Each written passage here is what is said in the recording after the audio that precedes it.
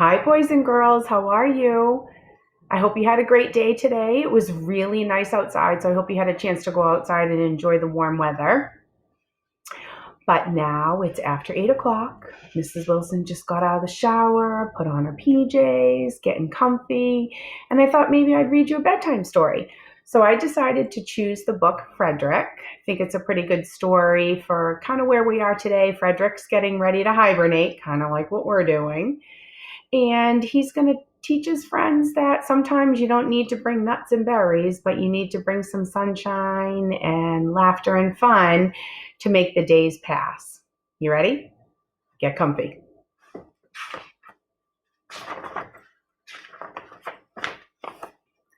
All along the meadow where the cows grazed and the horses ran, there was an old stone wall.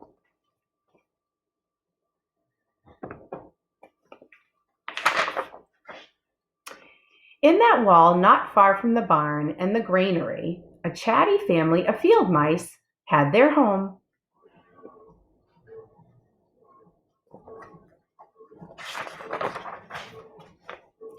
But the farmers had moved away, the barn was abandoned, and the granary stood empty.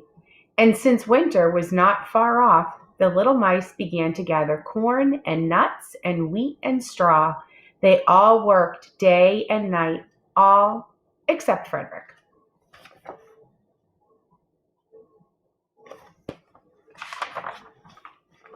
Frederick, why don't you work? They asked. I do work, said Frederick. I gather sun rays for the cold, dark winter days.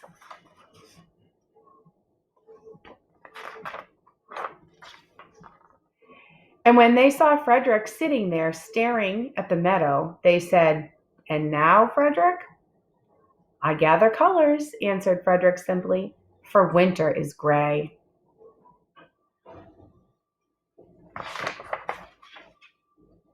And once Frederick seemed half asleep.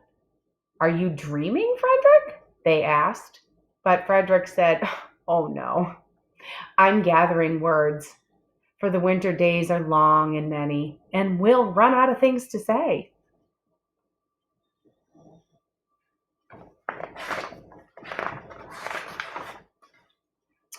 The winter days came, and when the first snow fell, the 5 little field mice took to their hideout in the stones.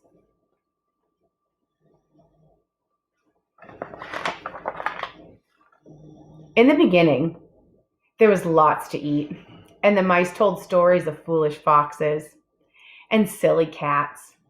They were a happy family.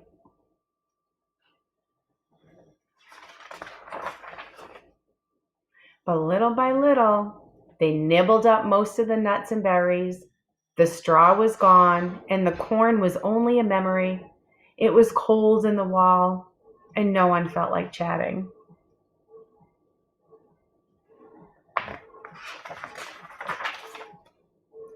Then they remembered what Frederick had said about sun rays and colors and words. What about your supplies, Frederick? They asked.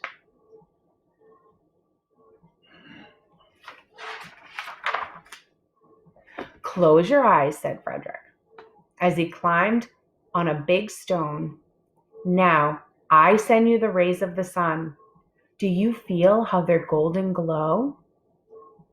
And as Frederick spoke of the sun, the 4 little mice began to feel warmer. Was it Frederick's voice? Was it magic?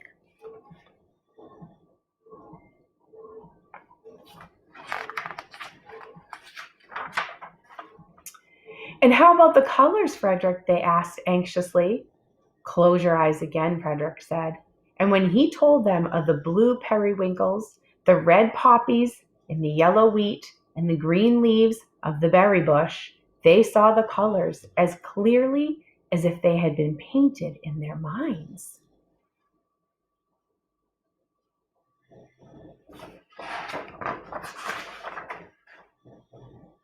And the words, Frederick? Frederick cleared his throat, waited a moment, and then, as if from a stage, he said, Who scatters snowflakes? Who melts the ice? Who spoils the weather? Who makes it nice? Who grows the four-leaf clovers in June? Who dims the daylight? Who lights the moon? Four little field mice who live in the sky. Four little field mice like you and I. One is the spring mouse who turns on the showers. Then comes the summer who paints in the flowers. The fall mouse is next with walnuts and wheat, and winter is last with little cold feet. Aren't we lucky the seasons are four? Think of a year with one less, or one more. When Frederick was finished, they all applauded. But Frederick, they said, you are a poet.